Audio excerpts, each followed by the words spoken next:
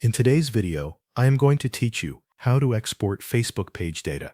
Start by going to facebook.com and make sure you are already logged into the Facebook account that manages the page. Once you are signed in, look to the top right corner of the screen and click your profile picture. This will open the main account menu. From that menu, click Settings and Privacy.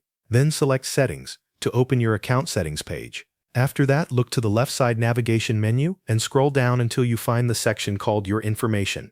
In that section, click Download Your Information. This will take you to the area where you can create a data export request. Stay on the Request a Download tab.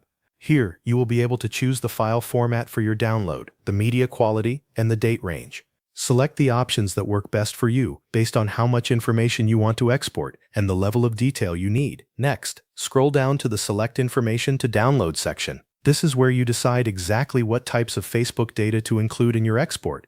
You can leave everything selected if you want a full copy of your Facebook information, or you can choose only the categories that are most relevant to you. This can help make the download smaller and more focused. Continue scrolling until you reach the Start Your Download section. When you are ready, click Request to Download. Facebook will then begin preparing your file. This process may take some time depending on the size of the request and the amount of data included. Once your file is ready, go to the Available Files tab. You will see your completed export listed there. Click Download next to the file you want and follow any on-screen prompts to complete the download. One important thing to understand is that Facebook does not currently offer a dedicated option to export only a Facebook business page's data by itself. The exported information is connected to the Facebook profile that manages the page, and what you receive depends on the information categories you selected during the request process. That means if you are looking for page-related information, you may need to review the available categories carefully before submitting your download request so you can include the most relevant data.